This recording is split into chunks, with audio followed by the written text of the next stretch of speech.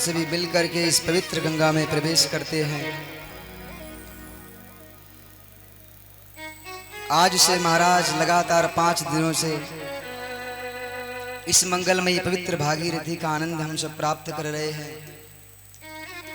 कल की मंगलमयी कथा में आपने बड़े सुंदर प्रसंग श्रवण किए। सुखदेव जी महाराज कहते हैं, परीक्षित, भगवान ने जीवन में किसी भी के अहंकार को जीवित नहीं रहने दिया। जिसको भी ये लगा कि मैं कुछ हूं, जिसके जीवन में अहंकार रूपी वृक्ष या पौधा उगा है, भगवान ने उसे काट डाला। इंद्र को बहुत अभिमान था।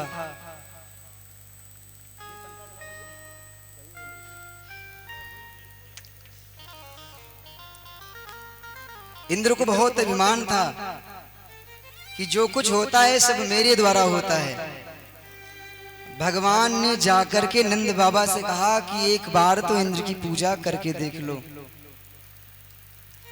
क्योंकि शास्त्र ब्राह्मण संत हमेशा यही कहते हैं, हर समय गान करते हैं, कर्मणा जायते जंतुर कर्मणैव विलीयता।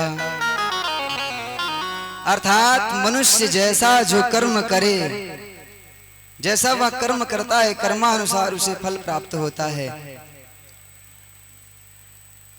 जो जैसा कर्म करे भगवान उसे वैसा फल देते हैं।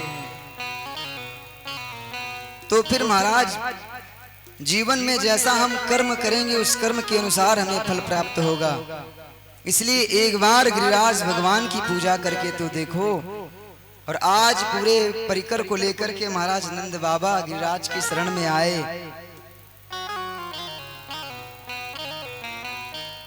विधिवत महाराज भगवान एक तरफ पुजारी बने हुए हैं और एक तरफ भगवान स्वयं पूज रहे हैं।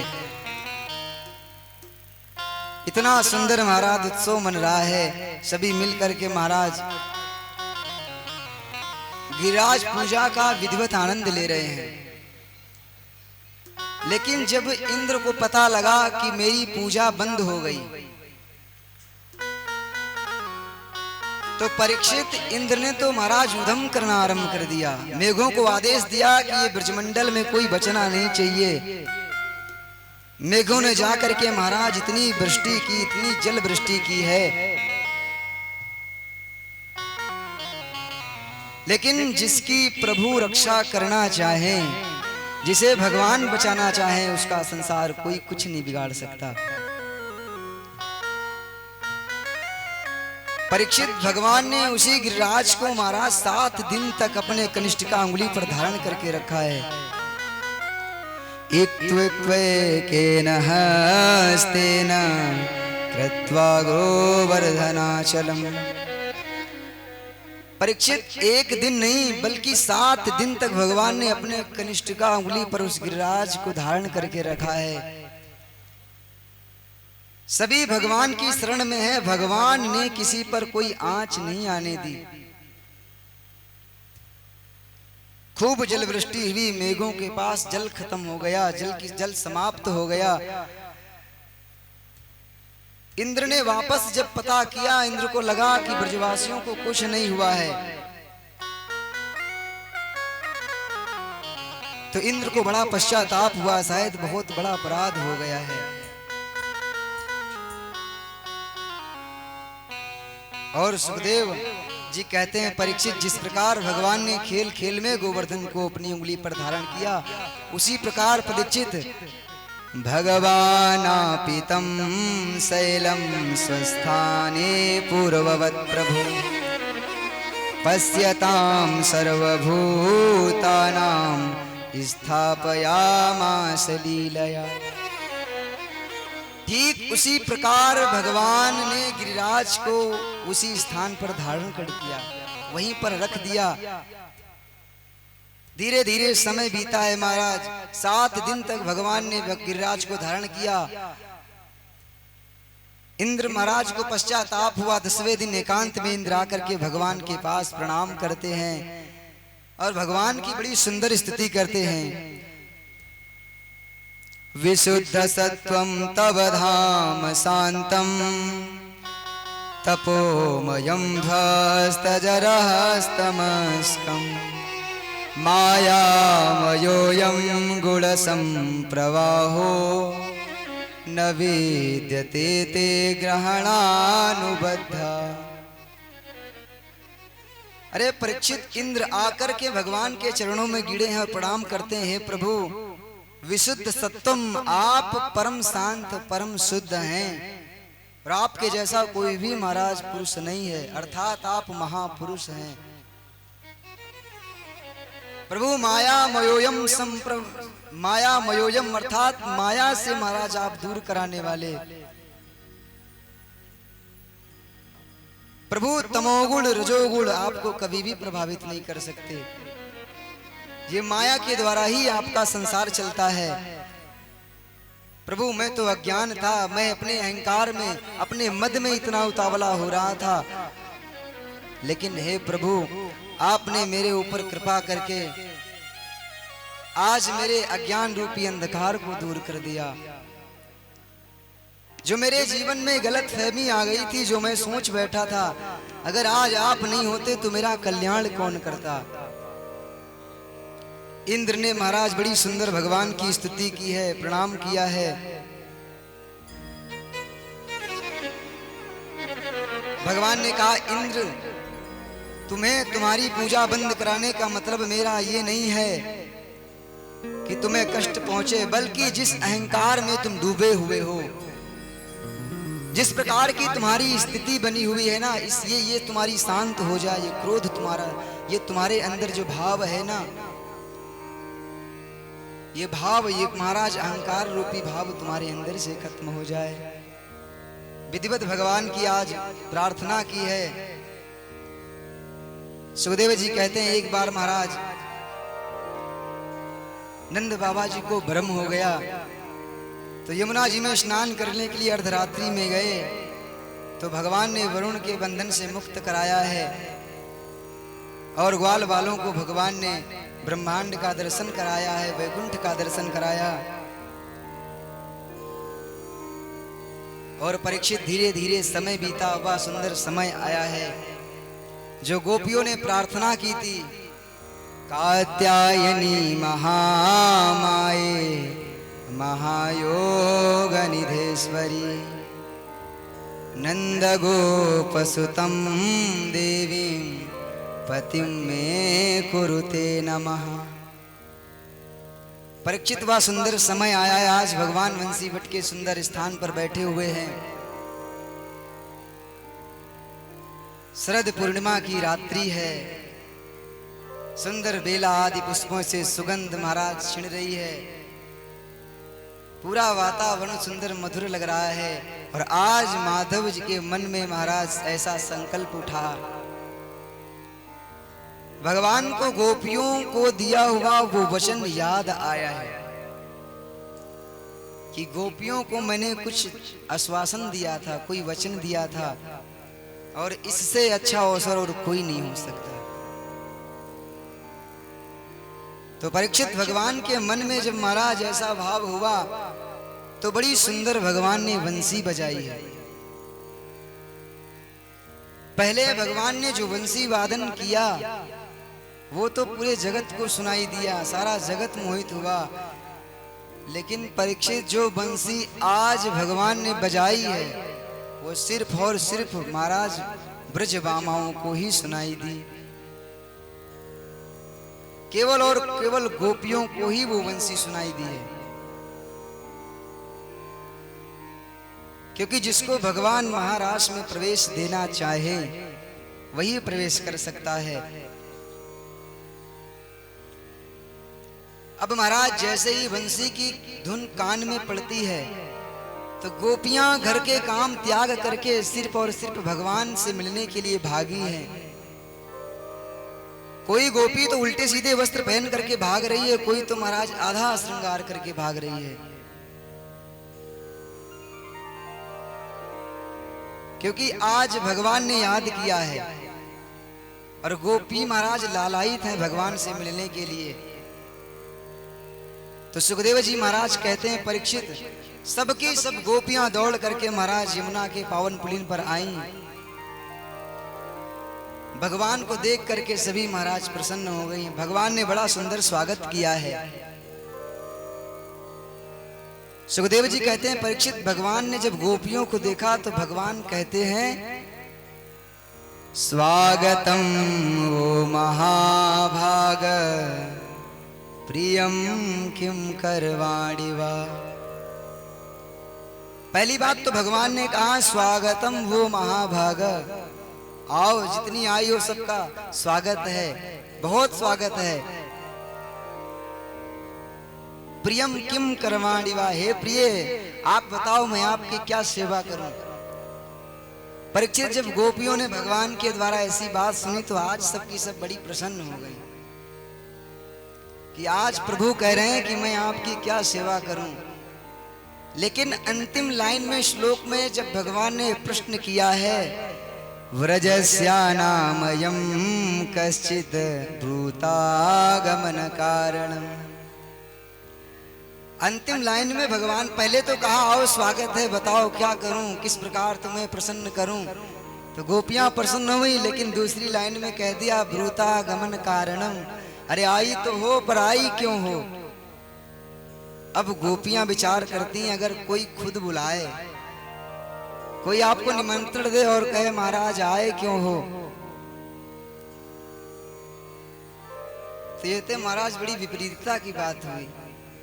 अगर बुलाने वाला कार्ड अर्थात आपको इनवाइट करने वाला, बुलाने वाला खुद कह दे कि महाराज किस कारण से आए हो, तो आप तो उसके मुख तरफ देखते ही रह जाएंगे। यही स्थिति महाराज गोपियों की थी। अब भगवान उपदेश दे रहे हैं, समझा रहे हैं, ब्रजस्यानामयं कश्चित्, अर्थात ब्रज में कोई ऐसी बात तो नहीं हुई जिसके कारण तुम चली आई, कहीं घर में कोई झगड़ा तो नहीं हो गया। और अगर शायद मेरा दर्शन करने आई हो, चलो दर्शन की बात रही सो अब तो दर्शन हो गया, और दर्शन हो गया तो अब घर जाओ। अरे महाराज गोपियों, मैं तुमको बताऊं कि यहाँ पर इतने भयंकर इस वन में बड़े बड़े सिंह रहते हैं, कहीं आपको नुकसान ना पहुंचा दें।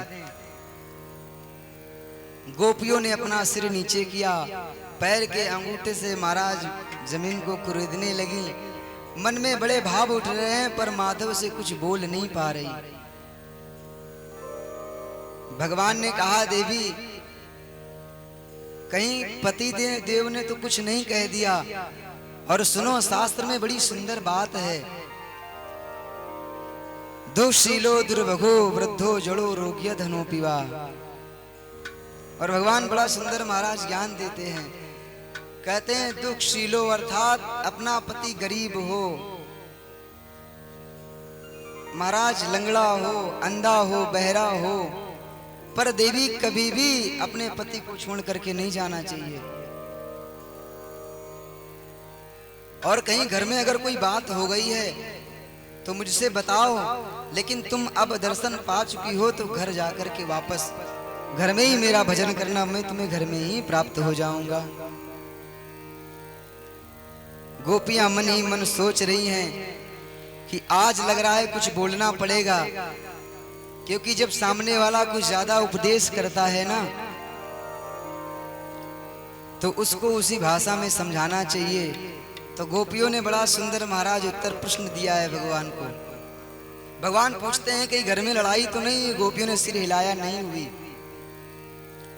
मेरा दर्शन करने आई हो? गोपियों ने कहा हाँ।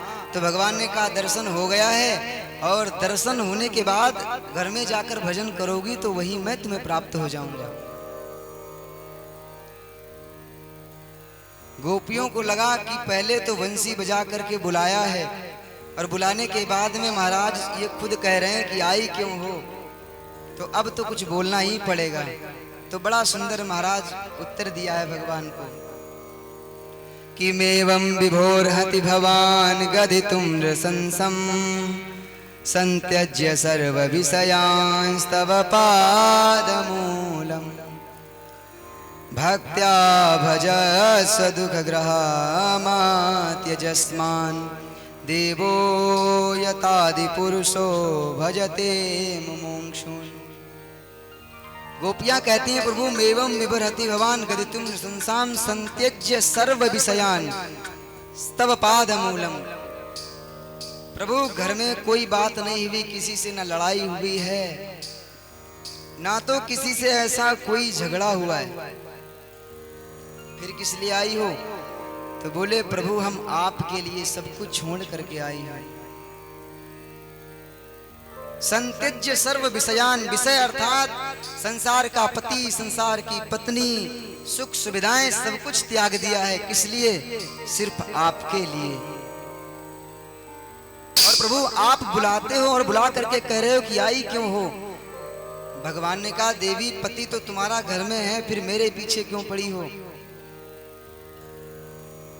आप जितनी बार भगवान प्रश्न करते हैं बड़ा सुंदर उत्तर दिया है गोपियों ने। प्रभु आप एक बात बताओ, यदि किसी स्त्री का किसी भी महाराज स्त्री का पति प्रदेश जाए व्यापार करने के लिए या किसी कार्यवश, और वो पत्नी महाराज कभी भी अपने पति के बिना भोजन या बिना पत्नी को भोग लगाए कुछ कार्य न करती हो, तो उसे क्या करना चाहिए? तो भगवान ने कहा तब तक के लिए तो उसे, अगर पति नहीं है तो अपने पति का चित्र रख करके वैसा चिंतन, उस भाव से पूजन या उस भाव से भोग लगाना चाहिए। तो आज गोपियां कहती हैं प्रभु यही कृत्य हमने किया है। ठीक है प्रभु, मान लीजिए उसका पति आ जाए व्यापार से निवृत्त होकर, द्वार पर खड़ा होकर के वो आवाज दे और वह स्त्री अपने पति के पूजन में लगी हो, भोग लगा रही हो, तो अगर वो उठ के जाए तो अपराध होता है। तो इन दोनों में महाराज क्या करना चाहिए? उस तस्वीर की पूजा करनी चाहिए या फिर जाकर के उस द्वार को खोलना चाहिए या पति से मुलाकात करनी चाहिए? तो भगवान ने कहा देवी जब वास्तविक पति आ ही गया है तो उस तस्वीर के पीछे पड़ने की क्या जरूरत है? गोपियों ने कहा बस प्रभु ये संसार के माटी के पुतले लेकर के हम क्या करेंगी? पूरे जगत के पति तो आप हो, मुझे प्रभु अपना वो अधरामृत, मुझे प्रभु वो आनंद आप अपना प्रदान कीजिए जिसके लिए हम सब तड़प रही हैं। ऐसे वर को क्यों वरे जो जन्मे और मर जाए, वर वरिये गोपाल जो जासो चुन लो अमर हो जाए। प्रभु जीवन में अगर संसार के पतियों के पीछे मैं भटकी ना तो वो तो छोड़ करके चले ही जाएंगे, लेकिन यदि एक बार जीवन में आप आ गए ना, यदि आप मेरे हृदय में आ गए, आपसे मेरा संबंध हो गया, तो फिर बार बार का जो 84 का चक्कर है ना, उससे तो मुक्ति मिल ही जाएगी। सुखदेव जी कहते हैं परीक्षित भगवान इन गोपियों के मुख से सुनना चाहते हैं, क्योंकि जब तक कोई सामने वाला पात्र न हो तब तक उसे कोई वस्तु प्रदान नहीं करनी चाहिए। और भगवान ने आज गोपियों के मुख से जब सुना है तो भगवान प्रसन्न हो गए और उन सबको महाराज, उन समस्त गोपियों के साथ अनेक रूप में कृष्ण प्रकट हुए हैं और सुंदर भगवान नृत्य कर रहे हैं, ब्रजवामाओं के साथ नाच रहे हैं। देखो परीक्षित, इनको महाराज का दर्शन हुआ, भगवान का सानिध्य प्राप्त हुआ, लेकिन जब किसी को कोई कीमती वस्तु मिल जाती है ना तो उसमें कमी आ ही जाती है। संसार का ये स्वभाव है, कुछ भी हो, अगर कोई भी चीज मिल जाए तो अहंकार तो आ ही जाता है। अंत तो गत्वा महाराज गलत फहमी आ ही गई। विचार किया कि ये माधव जगत का पिता मेरे साथ ऐसे नाच रहा है, और जो महाराज ऐसा भाव आया कि अहंकार के बीच में तो भगवान रहते ही नहीं हैं, और देखते देखते भगवान महाराज वहां से गायब हो गए। अब जो भगवान गायब हुए, सबके नेत्रों से भगवान जैसे ही ओझल हुए, परीक्षित एक गोपी थी जिसको लेकर के महाराज भगवान अंतर ध्यान हुए हैं। गोपियां विरह से कातर होकर, विरह से पागल होकर के पुकार रही हैं, अरे माधव, अरे कृष्ण, अभी इतनी जल्दी मेरे सामने से आप कहां चले गए। बार बार भगवान कृष्ण को पुकारती हैं, रो रही हैं, इधर उधर ढूंढा, जब भगवान नहीं मिले तो आज महाराज पूरे वन में भगवान को ढूंढ रही हैं, नंगे पांव गोपियां दौड़ रही हैं। जिस गोपी के साथ भगवान गए थे परीक्षित, उनके जीवन में भी यही कमी आई, तो भगवान उनको भी छोड़ करके गायब हो गए और गोपियां धीरे धीरे भ्रमण करती हुई महाराज अंत तो गौता वही गोपी अर्थात राधा रानी के पास में जा पहुंची। पूछा, तुम्हें छोड़ करके भी चले गए। राधा रानी ने कहा, जो जीवन में तुम्हारे कमी थी वो आज मेरे भी आ गई, इसलिए भगवान हमें छोड़ करके चले गए। गोपियों को लगा कि ऐसा अवसर शायद दोबारा नहीं मिलता। गोपियां आज पागल होकर के महाराज यमुना पुलिन पर ढूंढ रही हैं, वृक्षों से, बड़े बड़े वृक्षों से पूछती हैं कि अपने इन विशाल शाखाओं से दर्शन करो कि मेरे माधव कहाँ हैं। जब भगवान नहीं आए, बार बार पुकारती हैं, तो भगवान की लीला को ही स्मरण करने लग गई कि इनके किए हुए कार्य को यदि हम करेंगी तो शायद कुछ गलत होगा, और जब गलत होगा तो माधव मेरे सामने जरूर आएंगे। लेकिन परीक्षित गोपियां पागलों जैसे घूमती रही, परेशान हो गईं, लेकिन भगवान उनके सामने नहीं आए। इधर उधर गोपियां भटकते हुए यमुना के पावन पुलिन पर आई हैं।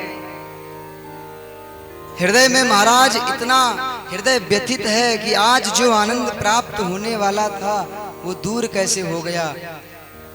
आज मानो गोपियों के शरीर से प्राण ही चले गए हों। ना तो किसी को अपने श्रृंगार का होश है, ना अपने वस्त्रों का होश है, ना अपने शरीर का होश है।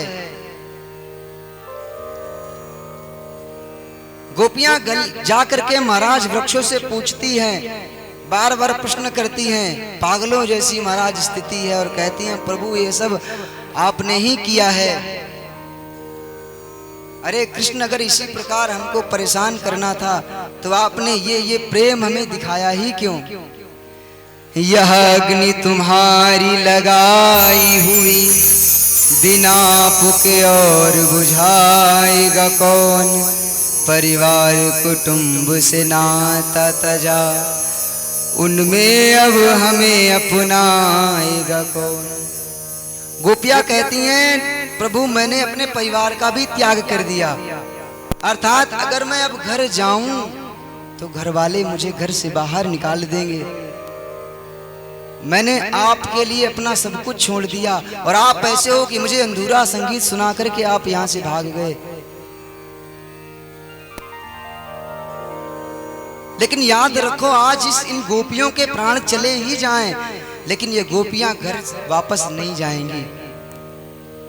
अरे तुम्हें लग रहा होगा कि क्षणिक प्रेम है इनका, इसीलिए आप गए हो कि ये तो महाराज दिखावा करती हैं। लेकिन याद रखो, ऐसे नहीं हम चाहनहारे, जो आज तुम्हें कल और को चाहे। फेंक दे दो आंख निकाल जो और को से नजर मिलाए। लाख मिले तुमसे बढ़ के हम तुम्हें ही चाहे, तुम्हें ही सराहे। जब तक तन में मेरे प्राण रहे तब तक हम प्रेम का नाता निभाए। जीवन में हमारे जब तक रक्त की बूंद चलेगी, ये प्राण रहेंगे, घर नहीं जाएंगी। इसी महाराज, इसी वन वृक्ष में, इस महाराज वन में, इस यमुना पुलिन पर सब की सब अपने प्राण त्याग देंगी। और आज राधा रानी के साथ मिलकर के महाराज यमुना तट पर बैठी हैं। बोले कहीं जाने की जरूरत नहीं है, क्यों? क्योंकि अगर मेरी याद करने से, अगर मैं यहाँ पर भगवान को याद करूंगी और अगर कृष्ण नहीं आए तो आज इसी बहती हुई जमुना की धारा में अपने आप को समर्पित कर देंगी, अपना देह त्याग कर देंगी। पर ये शरीर लेकर के तुम्हें समर्पित की हुई वस्तु वापस घर नहीं जाएगी। नेत्रों से आंसू गिर रहे हैं गोपियों के, और आज भगवान के उस कृत्य को ध्यान करती हैं। बड़ा सुंदर गीत गाया है जिसे गोपी गीत कहते हैं।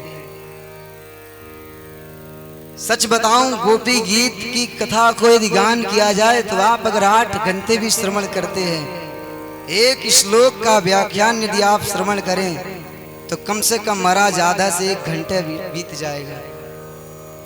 इतना सुंदर महाराज गोपियां गान करती हैं। अपने हर एक अपने जीवन के भाव को गोपियों ने इस गीत में प्रकट कर दिया। जब से आप मेरे जीवन में आए हो प्रभु, और आप यहाँ आकर के इस प्रकार हमें छोड़ करके चले गए, आज हम आपके लिए अपने प्राण, ऐसा लग रहा है मेरे प्राण जा रहे हैं, और आप मुझे इस प्रकार छोड़ करके चले गए। तो गोपियां बड़ा सुंदर गीत गाती हैं। आइए इस गोपी गीत की मंगलमयी कथा को श्रवण करें। जयति तेधिकं जन्मना वृजा श्रयत इंदिरा शाश्वतत्र हि दयितदृश्यता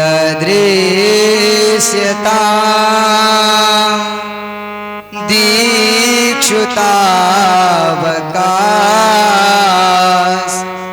त्वयि धृता सबस्त्वां विचिन्वते। बड़ा सुंदर गान किया है गोपियों ने। भगवान से कह रही जयति तेधिकम, अर्थात हे प्राण प्यारे, जब से इस वृंदावन भूमि में आए हो ना, जयति तेधिकम जन्मना, अर्थात आपका जब से इस ब्रज भूमि में जन्म हुआ है तब से तो महाराज त्रयत इंदिरा अर्थात लक्ष्मी जी शाश्वतत्र ही अत्र ही अर्थात यही विराजमान हो गई है। क्योंकि वैकुंठ में अगर दर्शन करने जाओ तो लाइन लग जाती है महाराज, जो आगे लगा है उसे ही प्राप्त होगा।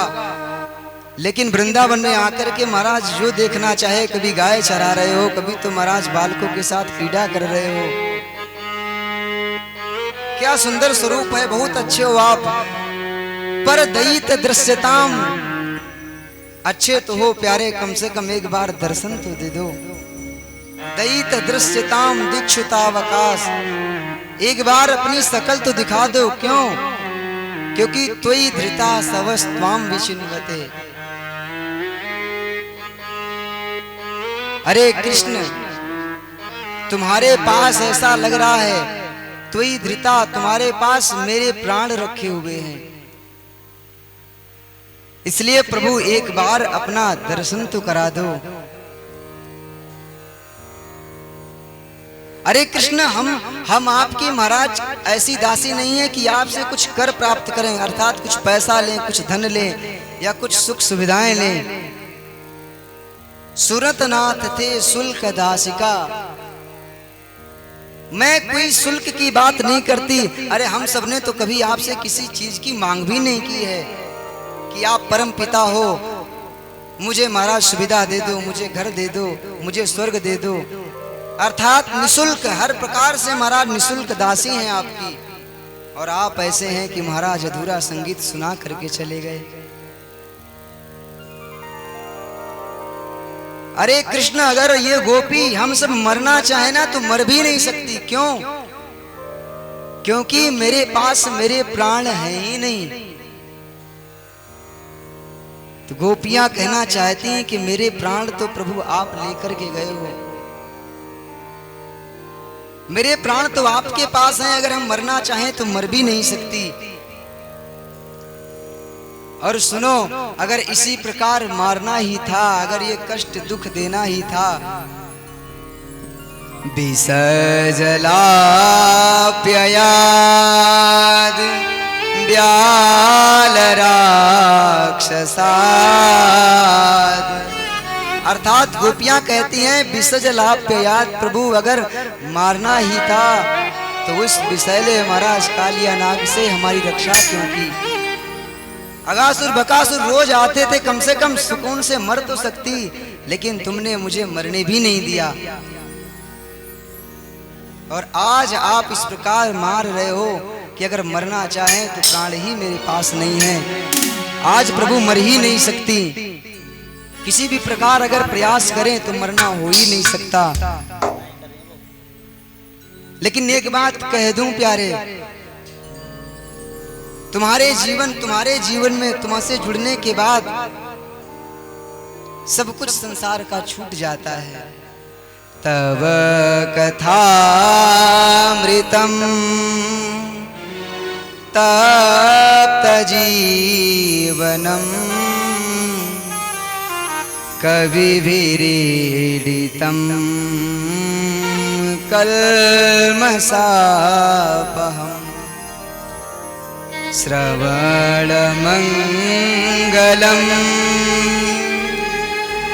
श्रीमदाततम्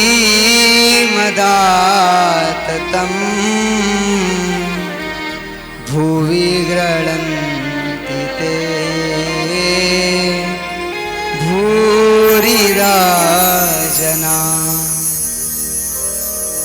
गोपियां कहते हैं जितने भी आजकल झोली टांग करके भिखारी दिखते हैं ना, ये सब तेरे बनाए हुए हैं, क्योंकि अगर तेरी कथा नहीं सुनते तो ये आज महाराज पागल होकर नहीं घूमते। लेकिन इन पर तुझे जरा से भी तरस नहीं आता, क्योंकि आज तो तू मुझे अधूरा संगीत सुनाया है। अरे मेरे सामने आकर जब गए हो तो मुझे कितनी पीड़ा हो रही है, और जिन्होंने आपकी कथा आपका नाम लिया है उन्हें कितना कष्ट होता होगा। लेकिन तू कितना बड़ा छलिया है, तू सामने नहीं आता। तेरी कथा सुनने के बाद में महाराज व्यक्ति को ना घर अच्छा लगता है, न तो घर का न घाट का, पागलों के जैसे जीवन व्यतीत करता है। कितने बड़े निष्ठुर हो महाराज। न खलु गोपिका नंदनो भवान। प्रभु आप बहुत बड़े छलिया हो, क्योंकि महाराज नंदनो भवान अर्थात आप नंद और यशोदा के लाला नहीं हो।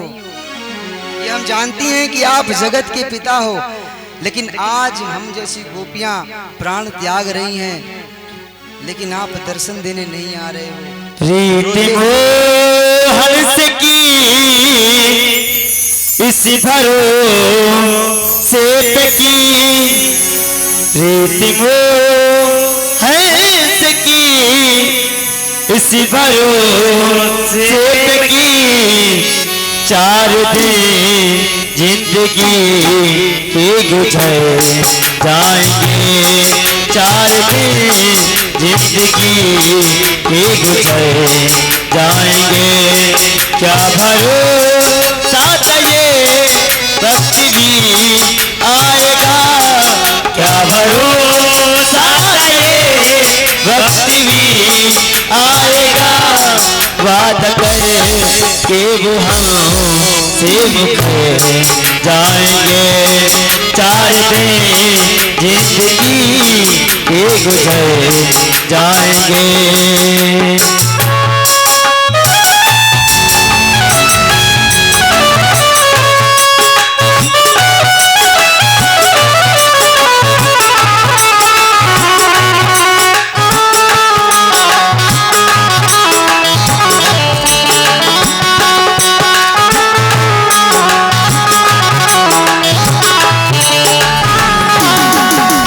जो राह में इस्तफा कन मिले, जो राह में इस्तफा कन मिले, जो राह में इस्तफा कन मिले, करके अर्जो तमन्ना वो सारे मा गए, वो करके अर्जुन तमन्ना वो सारे मा गए।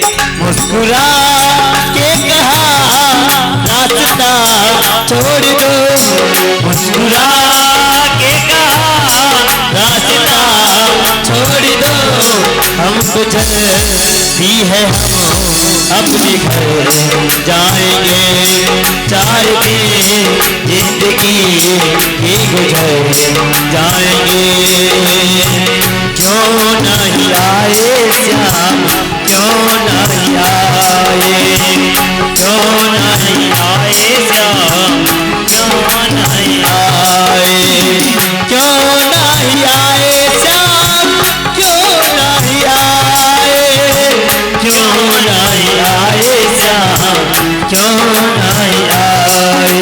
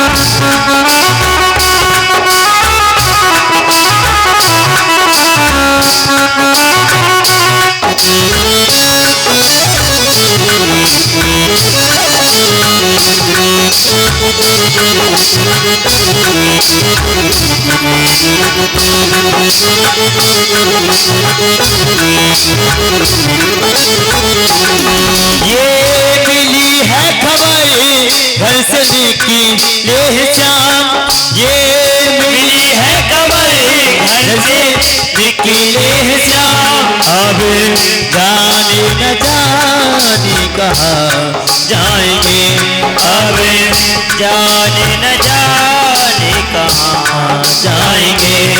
बाबा है तो वो मेरे घर आएंगे, बाबा है तो वो मेरे घर आएंगे। हम तुम्हारी तरह नहीं है कि ऐसे नहीं हम चाहने वाले, कि ऐसे नहीं हम चाहने वाले कल, कि ऐसे नहीं हम चाहने वाले कल। आज तुम्हें और आपको चाहे फेंक दो, आंख निकाल दो और किसी से नेह लगा दो, और किसी से नेह लगा। हम प्रेम नगर की बंजार, हम प्रेम नगर की बंजार, जब तक और साधन क्या जाने। हम श्याम नाम की दीवानी, नित्य प्रेम के बंधन क्या जाने, प्रेम के बंधन क्या जाने। हम ब्रज की भोली बालिनिया, हम ब्रज की भोली बालिनिया, ब्रह्म ज्ञान की उलझन क्या जाने, ब्रह्म ज्ञान की उलझन क्या जाने। ये प्रेम की बात है एक मोहन, ये प्रेम की बात है मोहन। कोई क्या समझे कोई क्या जाने, कोई क्या समझे कोई क्या जाने। सदियों से तेरा दीवाना, सदियों से तेरा दीवाना, ये जन्म जन्म का है। एक तेरी साबुल सूरत में ये दिल दीवाना घेरा है, ये दिल दीवाना घेरा है, ये दिल दीवाना घेरा। एक तेरे नदिलाल तेरे दीदार बिना, नदिलाल तेरे दीदार बिना, ये दिल दीवाना है, ये दिल दीवाना है।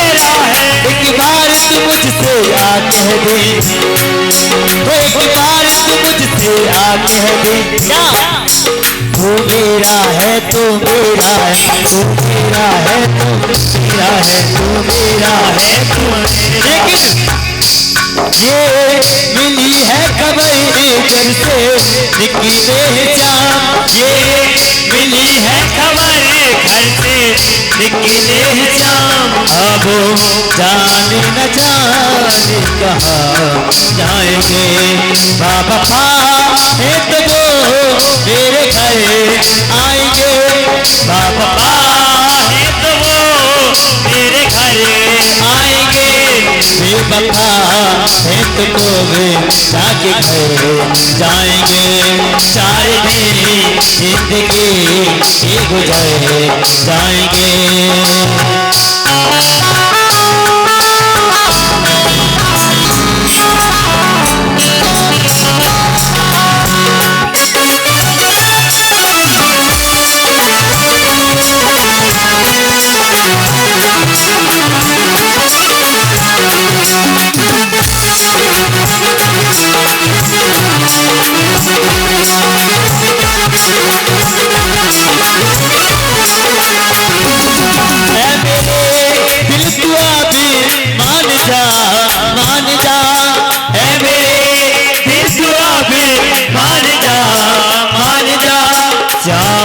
है बेवफा इनसे दिल ना लगा, श्याम है बेवफा इनसे दिल ना लगा।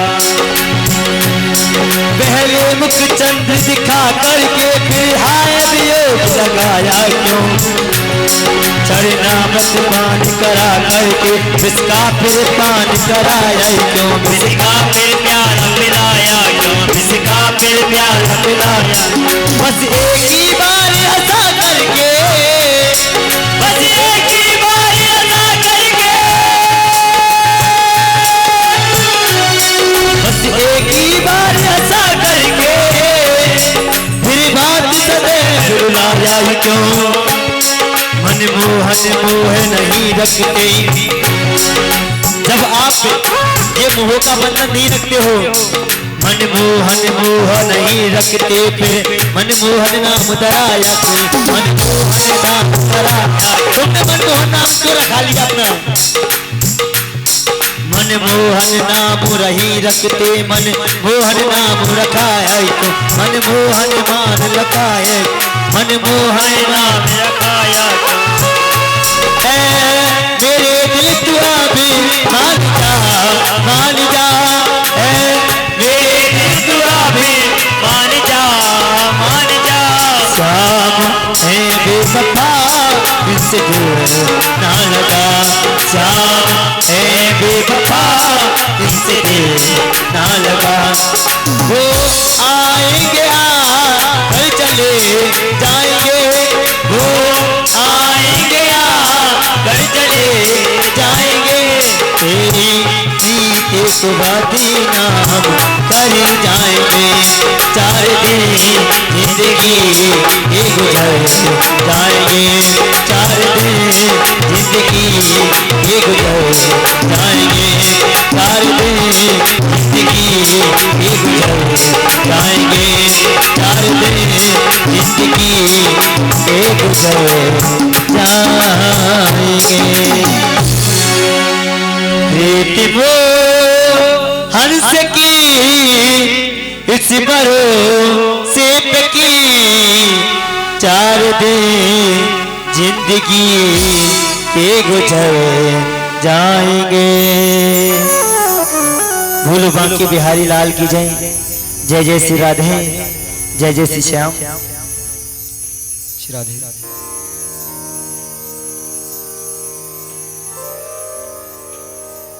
यमुना के पावन पुलिस में बैठ करके गोपियां अब यही याद कर रही हैं कि शायद माधव अब नहीं आएंगे। 19 श्लोकों में महाराज बढ़िया दिव्य गीत गाया है, भगवान की लीला कथाओं का गान किया है। धीरे धीरे गोपियों का महाराज धैर्य का बांध टूटता गया।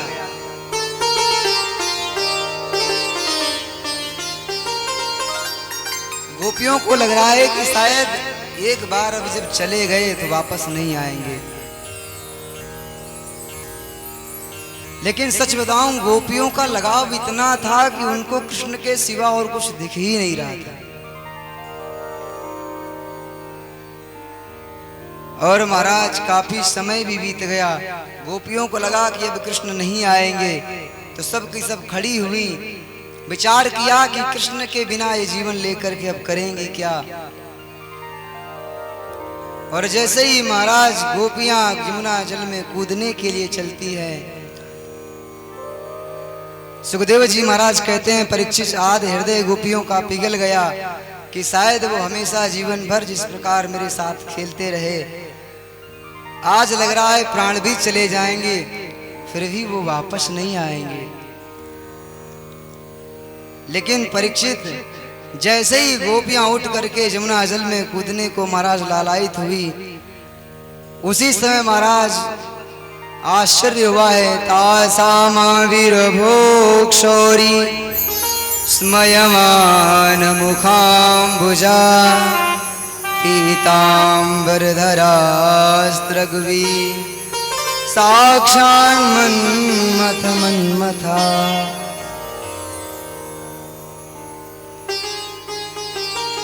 सुखदेव जी कह रहे हैं परीक्षित जैसे ही महाराज गोपियां छलांग लगाने के लिए बढ़ी कि आज अपने प्राणों को ही त्याग देंगी, लेकिन उसी समय महाराज तत्क्षण सम्मुख भगवान पीताम्बर धारण नहीं बल्कि पीताम्बर भगवान हाथ में लेकर के आज प्रकट हुए हैं। क्यों? क्योंकि भगवान जानते हैं कि जितने महाराज आंसू आज गोपियों ने मेरे विरह में बहाए हैं, और परीक्षित सिर्फ हाथ में लेकर के नहीं आए, माधव उन गोपियों के आगे हाथ जोड़ करके खड़े हैं। हाथ जोड़ करके भगवान कुछ नहीं बोल रहे हैं। गोपियों ने जैसे भगवान को देखा है तो लगता है मरे हुए शरीर में प्राण आ गए। एक गोपी ने तो अपने नेत्र ही बंद कर लिए। परीक्षित मानो उस भगवान की छवि को अपने हृदय में बसा लिया हो कि अगर कहीं दूसरी बार चले गए तो ढूंढना नहीं पड़ेगा, बड़ी देर तक नेत्र नहीं खोले। गोपियां भगवान को निहार रही हैं।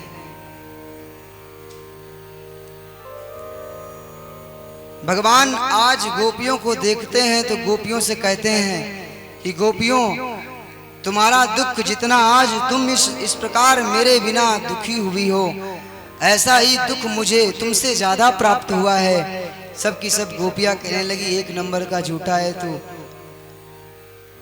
क्योंकि अगर इतना प्रेम होता तो कोई ऐसे छोड़ के थोड़ी जाता। अरे जीवन भर तेरी तो आदत रही है पहले बुलाना बाद में प्रश्न करना कि आए क्यों हो।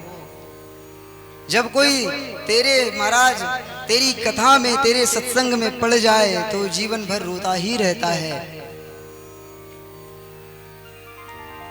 लेकिन सच बताऊं, भगवान कह रहे हैं कि गोपियों, आज जो कष्ट तुम्हें मिला है, जो दुख तुमने महसूस किया है ना, तुमसे दूर होकर के तुमसे ज्यादा महाराज दुख मैंने प्राप्त किया है। और गोपियों, सच कह रहा हूं कि आज अगर तुम इस कृष्ण पर कृपा करोगी, गया था सो एक अलग बात है, लेकिन यदि आज तुम सब मिलकर के इस कृष्ण पर कृपा करोगी तो ये कृष्ण तुम्हारे जो ऋण है ना उससे उऋण हो पाएगा, वरना जीवन भर ये कृष्ण तुम्हारा ऋणी रहेगा। गोपियों ने कहा जब इतना प्रेम था, गोपियां कह रही हैं कि यदि इतना प्रेम था तो आप मुझे छोड़ करके गए ही क्यों थे? यदि इतना लगाव था, ये ऋण की बात आप कर कैसे रहे प्रभु? भगवान कहने लगे एक बात बताऊं, जिसके महाराज सिर पर कड़कती हुई धूप नहीं लगती उसको छांव का आनंद पता नहीं लगता है। गोपियों, जब तक प्रेम में महाराज तड़पना न हो, प्रेम में दूसरे की याद ना आए, मैं ये सत्य कह रहा हूं कि तुमसे ज्यादा मैं व्याकुल था, लेकिन मेरा सिर्फ इतना कहना है, मेरी सिर्फ इतनी बात सुनो कि जब तक महाराज किसी भी वस्तु के लिए हम लालायित ना हो और वो ऐसे ही मिल जाए तो उसका आनंद नहीं आता। भगवान हाथ जोड़ करके गोपियों से कहते हैं कि आज तुम कहोगी, तुम अगर कृपा करो तो ही मैं उऋण हो पाऊंगा। गोपियों ने कृष्ण को महाराज घेर लिया है भगवान प्रसन्न हुए। आज जितनी गोपियां हैं उतने कृष्ण प्रकट हो गए हैं। आनंद से सुखदेव जी महाराज कहते हैं, परीक्षित मानो आज आनंद की बाढ़ आ गई हो। वास्तविकता मानो आज आनंद कंद सिंधु आज सागर के समान रमण कर रहे हैं। उन ब्रजबामाओं के साथ भगवान ऐसे नृत्य कर रहे हैं। हर एक गोपी के साथ हर एक रूप में कृष्ण विराजमान है। परीक्षित उस समय महाराज कामदेव भी आए। पांचों बाणों का उपयोग किया है, प्रयास किया, लेकिन कामदेव एक भी भगवान का महाराज एक भी वासना नहीं प्रकट कर पाए। कामदेव ने भगवान को प्रणाम किया है, प्रभु आज तक ऐसा जगत में कोई नहीं है जो मेरे इशारे पर नाचा नहीं है। लेकिन महाराज सुखदेव जी ने कहा है, साक्षात मनमथ मनमथा, अर्थात जो काम के मन को भी मोहित कर लें, जो काम है ना उसको भी जो आकर्षित कर लें। आज काम ने भगवान के सम्मुख हाथ जोड़े हैं।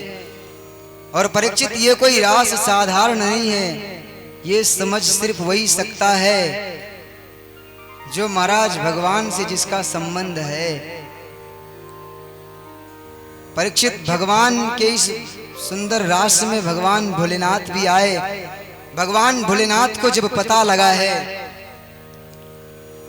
तो भगवान भोलेनाथ ने विचार किया कि जो आज अवसर भगवान प्रभु गोपियों को प्रदान कर रहे हैं वो अवसर प्रभु मुझे भी प्रदान करें। और भगवान ने भी प्रयास किया है और भगवान भोलेनाथ उस महारास में आकर के भगवान के साथ नृत्य भी करते हैं। परीक्षित जब तक भगवान से अच्छा संबंध नहीं होगा, गोपियों ने कितना कष्ट उठाया है, तब जाकर के आज महाराज वो परमानंद प्राप्त हुआ है जिसमें महाराज समस्त देवाधिदेव जिसे देखने के लिए तरसते हैं, वो आज आनंद गोपियों को प्रदान हो रहा है। और रास में महाराज भगवान शिव आए हैं, तो आइए उस रास का हम सभी आनंद लें। उस रास में हम सभी अपने मन को समर्पित करके कृतार्थ करते हैं। हो एक दिन वो भोले भंडारी बन करके ब्रज नारी वृंदावन आ गए हैं, वृंदावन आ गए हैं। एक दिन भोले भंडारी बन के ब्रज की नारी वृंदावन आ गए हैं, वृंदावन आ गए हैं।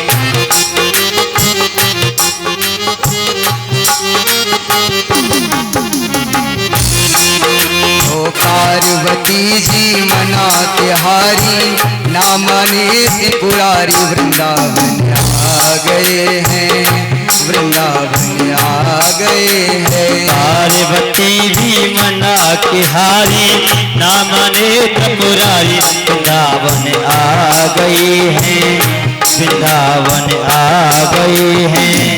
पार्वती से बोले मैं भी चलूंगा तेरे संग में।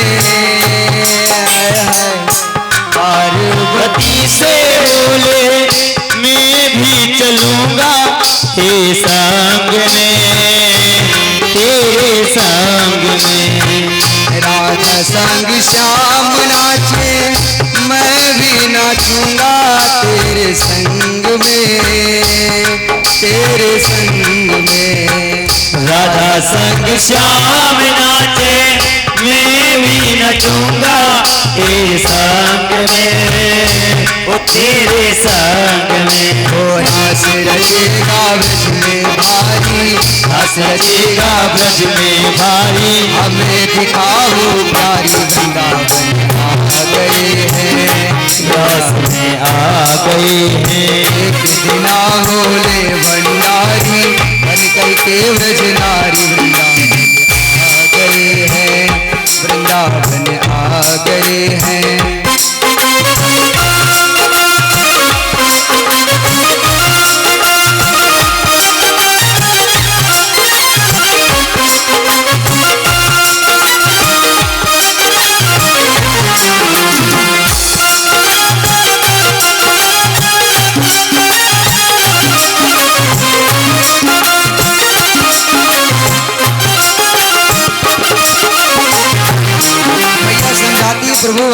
पुरुष वर्ग का जाना सख्त मना है, लेकिन भगवान कहते हैं ओ मेरे भोले स्वामी, माने समझाया प्रभु, ओ मेरे भोले स्वामी कैसे ले जाऊं तुम्हें संग में, तुम्हें संग में। ओ मेरे भोले स्वामी कैसे ले जाऊं तुम्हें संग में, तुम्हें संग में। ओ मेरे भोले स्वामी कैसे ले जाऊं तुम्हें संग में, तुम्हें संग में। ओ मेरे भोले स्वामी कैसे ले जाऊं तुम्हें संग में, तुम्हें संग में। मोहन के सिवा कोई पुरुष ना जाए रास में, हाँ रास में। मोहन के सिवा कोई पुरुष ना जाए रास में, वहाँ रास में। अरे हंसी करेगी ब्रज की नारी, हंसी करेगी ब्रज की नारी। मानो बात हमारी वृंदावन आ गए, रास में आ गए। एक दिन भोले भंडारी बन के भजती नारी वृंदावन आ गए हैं, रात में आ गए हैं।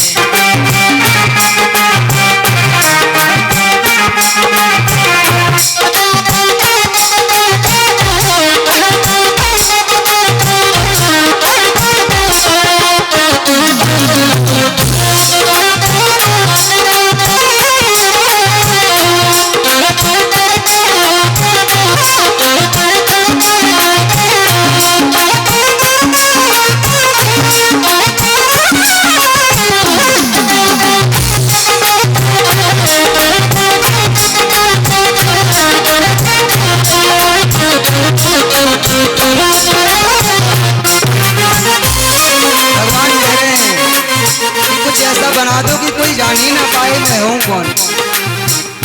ऐसा बना दो मुझको कोई न जाने इस राज को, इस राज को। ऐसा बना दो मुझे कोई न जाने इस राज को, इस राज को। अगर कोई पूछे, अगर मुझे ऐसा कुछ बनाओ, ऐसा स्वरूप दे दो कि कोई पहचान ही ना पाए। ऐसा बना दो मुझको कोई न जाने इस राज को, इस राज को। ऐसा बना दो मुझे कोई न जाने इस राज को, इस राज को। मैं हूँ सहेली तेरी ऐसा बताना ब्रजराज को, ब्रजराज को।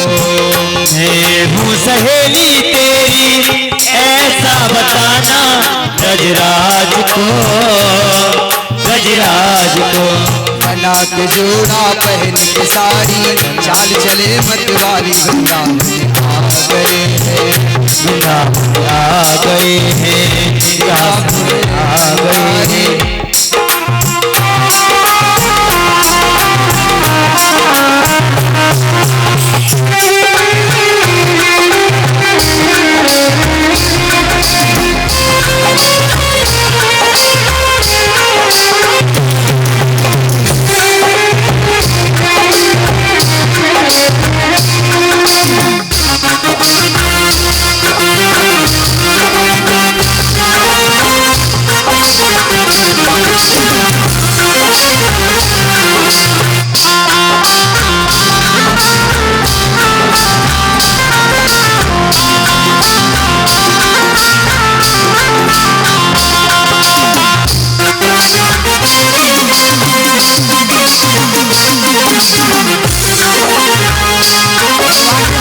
भगवान ने सारी बात बना तो ली, लेकिन जो जगत को जानने वाले उनसे कुछ छुपा नहीं सके। देखा मोहन ने जब समझ गए वो सारी बात को, सारी बात को। देखा मोहन ने तो जब समझ गए हैं सारी बात को, सारी बात को। वो देखा मोहन ने जब समझ गए वो सारी बात को, सारी बात को। देखा मोहन ने तो जब समझ गए हैं सारी बात को, सारी बात को। ऐसी बजाई बंसी सुध बुध भूले भोलेनाथ जी, भोलेनाथ रे। ऐसी बजाई बंसी सुध बुध भूले भोलेनाथ जी, भोलेनाथ जी। वो सिर से सिरक गई जब सारी, सिर से खिसक गई जब सारी मुस्काएं बनवाई वृंदावन आ गए हैं, दास में आ गई। एक दिना भोली भंडारी बन के ब्रज की नारी वृंदावन आ गई है, वृंदावन आ गई है। बिना बोले भंडारी बन करके व्रज नारी वृंदावन आ गए हैं, वृंदावन आ गए। एक दिन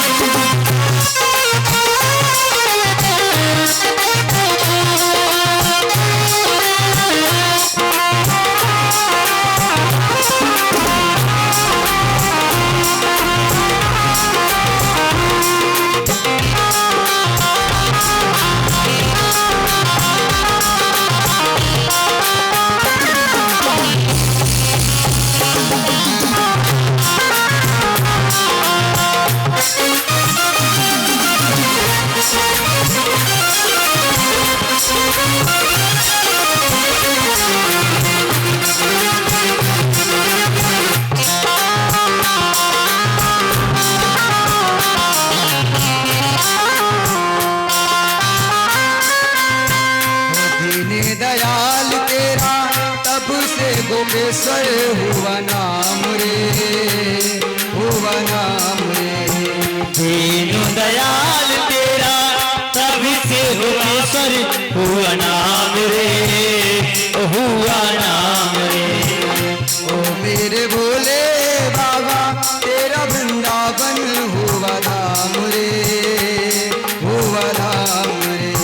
ओ मेरे भोले बाबा तेरा वृंदावन हुआ धाम रे, हुआ धाम रे। भक्त कहे वो अब त्रिपुरारी लाखों राज हमारी वृंदावन आ गए, वृंदावन आ गई। एक बिना भोले भंडारी बन के ब्रज की नारी वृंदावन आ गई है, वृंदावन आ गई है, वृंदावन आ गई है, वृंदावन आ गई है, वृंदावन आ।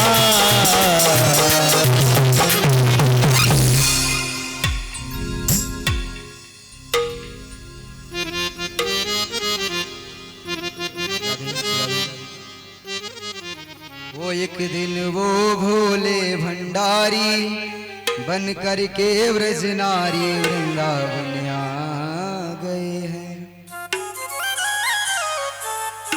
जैसे तैसे भगवान शिव ने अपना भेष तो बदल लिया।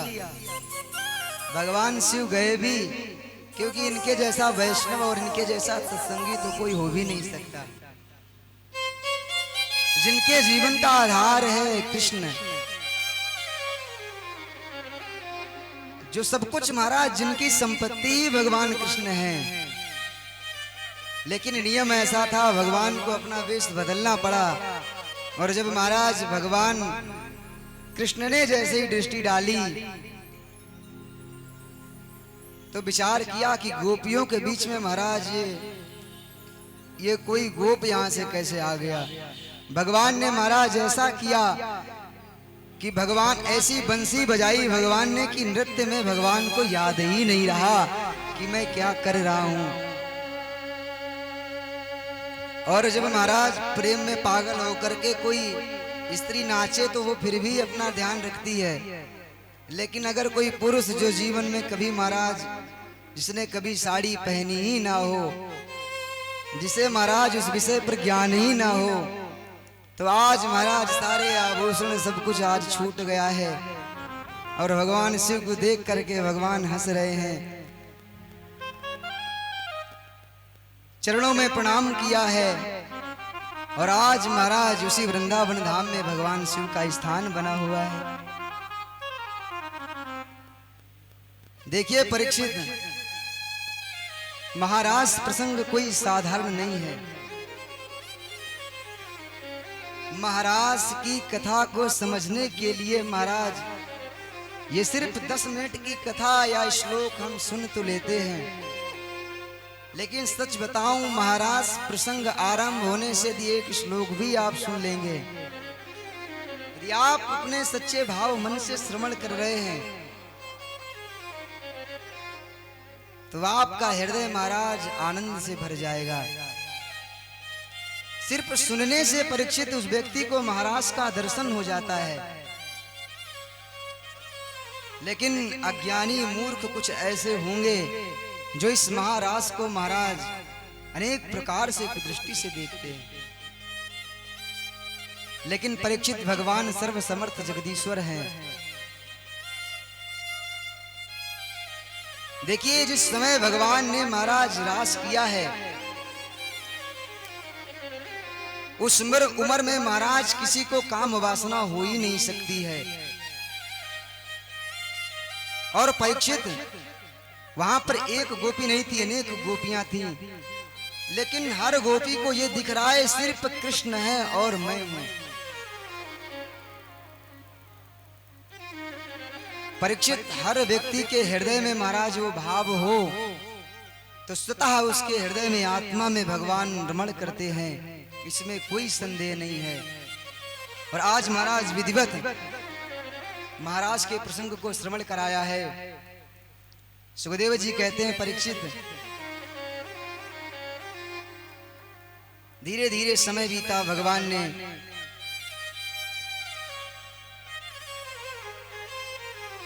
सुदर्शन नाम के महाराज, जिनको एक भयंकर शाप प्राप्त हुआ था, उस सर्प को महाराज मुक्त किया है। अरिष्टासुर दैत्य बनकर के आया है महाराज, बैल बनकर के आकर भगवान पर प्रहार करता है। भगवान ने उसे भी अपने धाम को भेज दिया। धीरे धीरे समय बीता। परीक्षित कंस ने मन में विचार किया है कि मैं नित्य प्रति कोई ना कोई भेजता हूं, लेकिन जाते तो सब हैं पर वापस कोई भी नहीं आता। तो मन में विचार किया है महाराज। नारद जी महाराज आए, नारद जी को आसन दिया है, प्रणाम किया।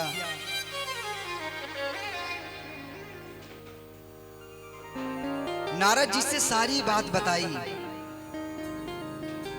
गुरुदेव क्या करूं, ये कृष्ण पता नहीं क्या है कि मैं इतने लोगों को भेजता हूं, जाते सब हैं पर वापस एक भी नहीं आता, कि कौन है, कौन मारता है, क्या करता है, कोई संदेश नहीं आता। नारद जी महाराज कह रहे हैं, अगर इसी प्रकार तुम भेजते रहे तो महाराज कोई वापस नहीं आएगा। दोनों भाई मिलकर के एक एक को महाराज समाप्त कर देंगे।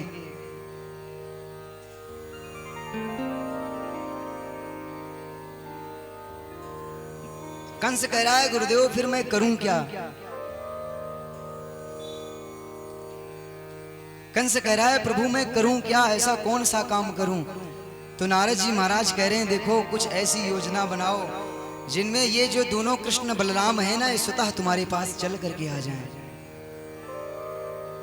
क्या करें? बोले बालकों को तो मेला देखने का महाराज बहुत शौक होता है, तो कुछ ऐसा कार्य करिए, मेला लगवाइए और कृष्ण बलराम को बुलाइए, और जब दोनों यहाँ पर आ जाएं तो सब के सब मिल करके उनको मार देना, नहीं तो एक एक भेजोगे तो कोई भी पार नहीं पाएगा।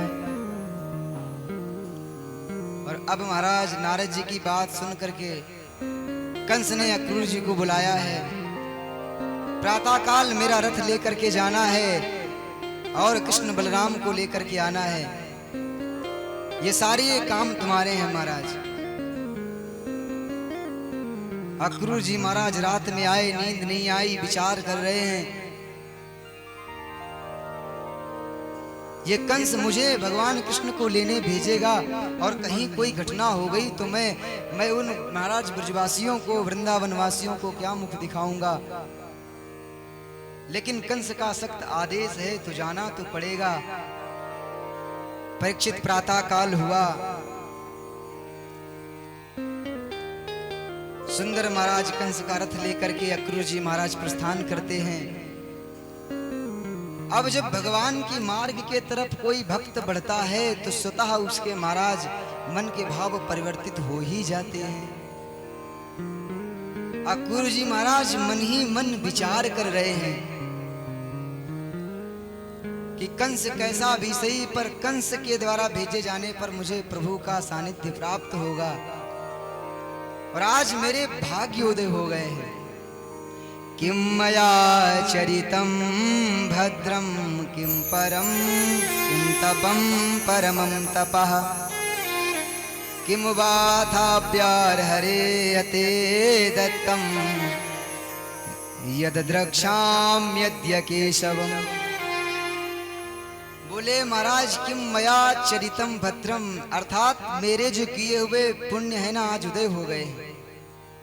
किं मया चरितं भद्रम किं परमं तपः, कितने सुंदर मेरे द्वारा कर्म हुए हैं कि आज मुझे भगवान का दर्शन साक्षात्कार प्राप्त होगा। लाख बुरा है कंस, लेकिन आज इसके द्वारा मैं जा रहा हूं। और परीक्षित ऐसा भगवान का ध्यान करने लग गए कि प्रातः काल चले हुए महाराज अक्रूर जी सायंकाल वृंदावन धाम पहुंचे हैं। परीक्षित जी कह रहे हैं महाराज वृंदावन तो बहुत निकट है, फिर रथ से जाना था। अगर कोई मथुरा से वृंदावन पैदल भी जाए तो 2-3 घंटे में पहुंच जाएगा महाराज। लेकिन सुबह के चले हुए अक्रूर जी महाराज शाम को आए हैं। प्रभु इतनी देर रहे कहां? सुखदेव जी महाराज कह रहे हैं कि ध्यान करते हुए भगवान में ऐसा खो गए कि समाधि लग गई। अब जब महाराज जी की लगी समाधि तो रथ कौन चलाए? अब पशु तो पशु, घोड़े कभी इधर घास खाएं कभी उधर खाएं, धीरे धीरे अपने मन से चलते हैं, मन से ठहरते हैं। धीरे धीरे संध्या काल हो गई, वृंदावन की भूमि में रथ प्रवेश करता है। नन्हे नन्हे भगवान के चरण पादुका गायों के जाने का समय है, तो गायों की चरण रज देख करके महाराज अक्रूर जी कूद पड़े रथ से। अरे शायद कहीं भगवान की चरण रज मुझे प्राप्त हो जाएगी तो मेरे जीवन का कल्याण हो जाएगा। राज उस रज को महाराज अपने मस्तक से लगाते हैं। परीक्षित सायंकाल का समय, गाय दुहने का समय, दोनों भाई मिलकर के गौशाला जा रहे थे कि अक्रूर जी का दर्शन किया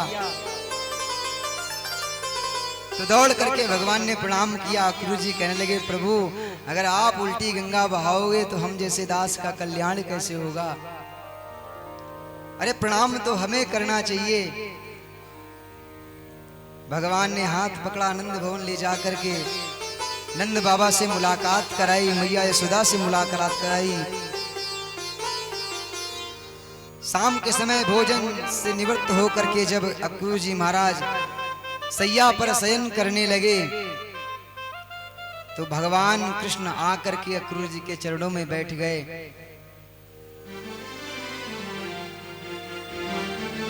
जब भगवान आए तो भगवान की अक्रूर जी से बात होती है, कहो चाचा सब कुछ मथुरा में कुशल तो है?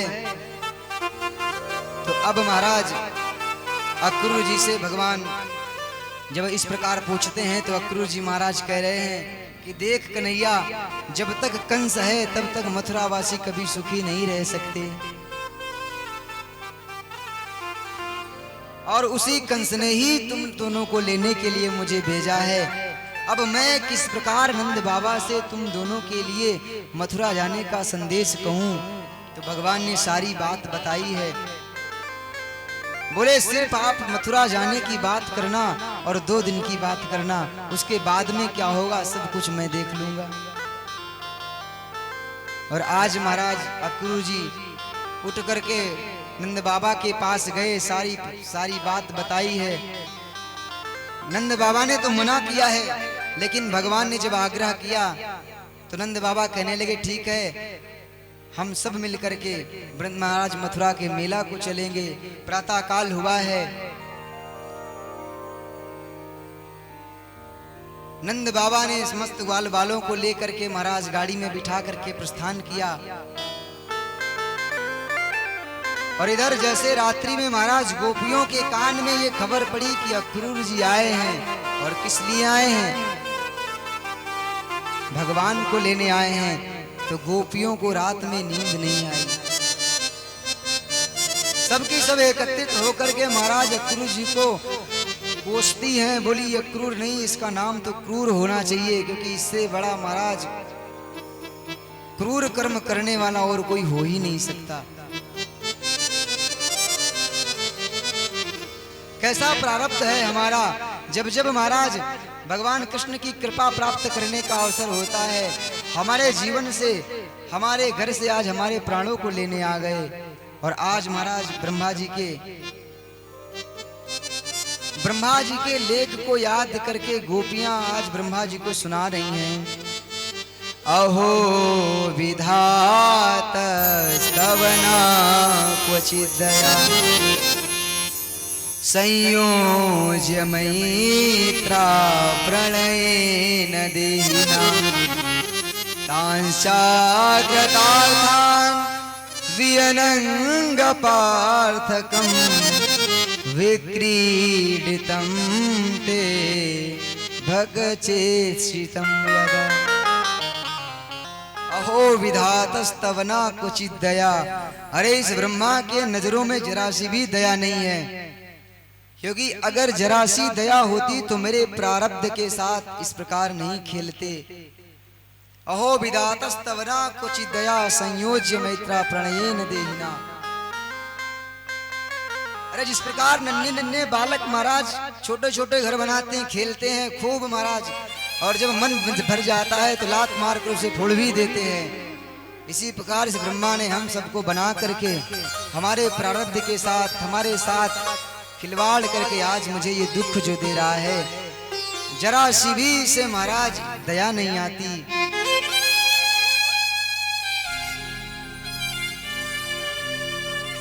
आज हमारे प्राण, मेरे प्राण मुझसे दूर जा रहे हैं। न जाने मेरे प्रारब्ध में इस ब्रह्मा ने लिखा क्या है। एक गोपी कह रही है कुछ भी हो जाए पर अपने जीते जी कृष्ण को जाने नहीं दूंगी। क्या करेगी? गोपी कहती है रथ के सामने लेट जाऊंगी, अगर रथ जाए तो आज इस गोपी के ऊपर से होकर के जाए, मेरे प्राण ही चले जाएं, लेकिन कृष्ण को अपने जीते जी नहीं जाने दूंगी। दूसरी गोपी कहती अरे हमारे घर का क्या होगा, समाज हमें क्या कहेगा।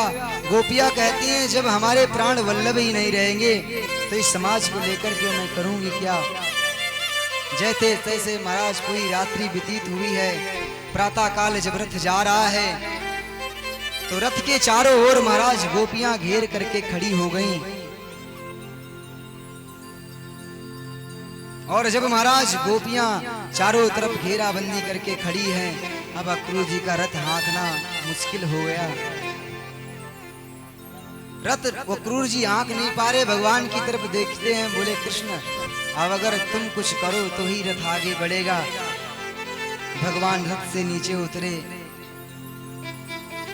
बोले गोपियों देखो कुछ दिन की बात है, बस आज जा रहा हूं, कल रुकूंगा और परसों ये कृष्ण तुम्हारे पास आ जाएगा। गोपियां कुछ बोल नहीं रही हैं, मन से भाव यही है कि कृष्ण तुम्हें एक पल के लिए हम दूर नहीं कर सकती। भगवान ने कहा देखो गोपियों इतने दिन हो गए हैं, कभी बाहर नहीं गए, कुछ दिन के लिए घूमने के लिए जाना है, और अगर तुम कहो तो मैं जाऊं, अगर तुम नहीं कहोगी तो कोई बात नहीं, मैं नहीं जाऊंगा। आज गोपियों को लगा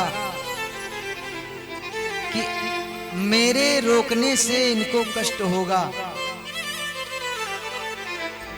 अर्थात अगर मैं मार्ग छोड़ दूं तो मेरे प्रभु मथुरा जाएंगे, मेला देखेंगे, दर्शन करेंगे, तो इनको सुख प्राप्त होगा और मेरे प्रभु को सुख प्राप्त हो, इससे बड़ा मेरे जीवन का और कोई आनंद नहीं हो सकता।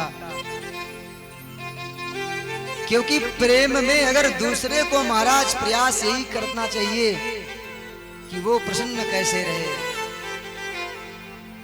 याद रखिए, आपको प्रेम करने वाला अगर अपनी खुशियां भी महाराज समर्पित कर दे तो ऐसे व्यक्ति को, ऐसे मनुष्य को कभी भी आप दूर मत होना, क्योंकि जीवन का सबसे प्रिय आपका है।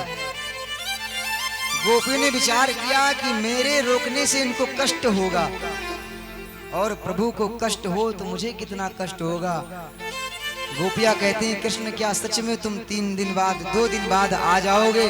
भगवान ने कहा, गोपी मैं वादा करता हूँ, आज जाऊंगा, कल देखूंगा, टहलूंगा, परसों फिर आपके पास आ जाऊंगा।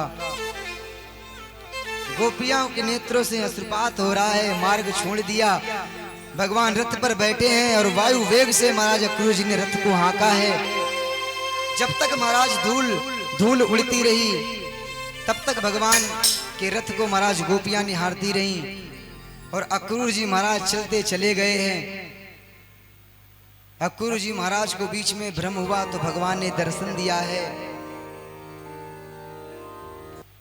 दर्शन देकर के भगवान ने कहा, तुम्हें कोई चिंता करने की आवश्यकता नहीं है, क्योंकि अक्रूर जी के मन में ये भाव आया कि गोपियों का ये प्रेम जो एक पल भगवान को दूर नहीं होने देना चाहती, और कहीं यदि कंस ने इन्हें नुकसान पहुंचा दिया, कंस ने यदि इन्हें कष्ट पहुंचा दिया, तो मैं इस जीवन को लेकर के करूंगी क्या? इस जीवन को मैं करूंगी क्या? तो जब गोपियों का ये भाव है कि महाराज कृष्ण को एक पल के लिए अपने नेत्रों से ओझल नहीं होने देना चाहती, तो आज मेरे द्वारा अगर कोई बात हो गई तो उन गोपियों को मैं क्या मुख दिखाऊंगा? तो इसी महाराज विषय को समझाने के लिए भगवान ने अक्रूर जी को दर्शन दिया है कि तुम्हें कोई चिंता करने की आवश्यकता नहीं है। अक्रूर जी महाराज प्रसन्न हुए। सायंकाल का पहर बाकी है। भगवान ने आकर के नंद बाबा से प्रार्थना की। बलराम जी कहते हैं, बाबा कुछ देर के लिए जाऊं, लाला की इच्छा है रही है, कुछ देर मेला दिखाऊं।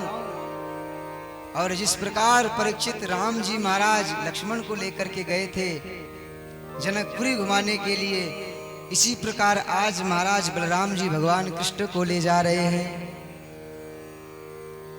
पूरे परिकर के साथ मिलकर के महाराज आज भगवान मथुरा नगरी में प्रवेश करते हैं। जैसे ही भगवान ने मथुरा नगरी में प्रवेश किया है तो हर कोई महाराज दौड़ दौड़ करके भगवान को देख रहा है। आज जो स्त्रियां घर से बाहर नहीं निकलती थी वो भी महाराज अटारियों पे चढ़ के झरोकों से झांक रही हैं। अरे कौन है कृष्ण, कौन है पूतना को मारने वाला, कौन है महाराज अगासुर मारने वाला, जरा मैं भी तो देखूं। और जो भगवान की सलोनी सुंदर सांवली सूरत देखती हैं तो जिसके तरफ भगवान नेत्र घुमा देते हैं वो भगवान का दीवाना ही बन जाता है। भगवान राम जी महाराज नेत्र नीचे करते थे, दृष्टि नहीं मिलाते थे, लेकिन भगवान श्री कृष्ण सीधे नेत्रों में ही देखते हैं। और नाम है कृष्ण, अर्थात जिसका नाम ही कृष्ण हो, देखते ही महाराज जो हर व्यक्ति आकर्षित हो जाए, ऐसा दिव्य स्वरूप है। तो जो महाराज कभी घर से बाहर नहीं निकलती थी तो आज मुंह खोल करके इधर उधर गोपियां भाग रही हैं, मथुरावासी स्त्रियां दौड़ रही हैं। कहाँ गया? दूसरी बोली, अरे उस गली में गया। अब तो महाराज मानो हल्ला मच रहा हो पूरी गलियों में भगवान के दर्शन के लिए। ग्वाल बालों ने कहा, अरे लाला इतनी सबकी सब मुंह खोल के दौड़ रही हैं, लग रहा है काऊ रिश्तेदारी है। कहा भगवान ने कहा कि अरे ये तो अपना पुराना स्थान है, देख अपनी मैया का घर यही है। कहीं हम सब बाहर नहीं आए हैं। तो उस समय महाराज ब्रजवासियों ने, ग्वाल बालों ने भगवान से याचना की, अरे कन्हैया एक बार अगर तू कह देता कि अपनी रिश्तेदारी है सो कम से कम अच्छे कपड़े तो पहन करके आते, चंदन तो लगा के आते। अब काऊ के घर में जाएंगे सो महाराज घर में घुसने ही नहीं देगा। भगवान कहने लगे यहाँ काऊ चीज की कमी ना आए है। और भगवान का कहना हुआ, भगवान के मन में इच्छा हुई कि वस्त्र होने चाहिए। सामने से कंस का धोबी दिखा तो भगवान ने याचना की, महाराज कुछ कपड़े हमें भी प्रदान करो। तो महाराज सुखदेव जी कहते हैं, परीक्षित अब तो महाराज धोबी ने भगवान के साथ अभद्रता करनी आरंभ कर दी। अरे हाँ देखें तेरे जैसे बहुत, अरे तुम ही हो ना कृष्ण, अरे तुमको महाराज ने किस लिए बुलाया है ये मैं बहुत अच्छी तरीके से जानता हूं। भगवान ने कहा जानते हो तो कम से कम वस्त्र भी दे दो महाराज, अगर जाएंगे तो चमकीले धमकीले वस्त्र पहनेंगे तो स्वागत और भी होगा। अब तो महाराज क्रोधित होकर के कहता, अरे कभी अपने जीवन में ऐसे वस्त्र पहने हैं? अरे तुम गंवार ग्वाल बाल, ये महाराज कंस के वस्त्र हैं, इनको पहनना तुम क्या जानो। सोई महाराज ग्वाल बाल बोले, रे लाला दिखाया को पूतना वारो हाथ। सोई भगवान ने एक महाराज तमाचा खींच के मारा, और जो एक तमाचा मारा सो तुरंत महाराज धोबी का गोविंदाय नमो नमः, बोलिए श्री बाल कृष्ण लाल की। एक ही बार में भगवान ने उसका उद्धार कर दिया। ब्रजवासी कहने लगे ग्वाल बाल लाला अब क्या करें? बोले अब जिसको जो पहन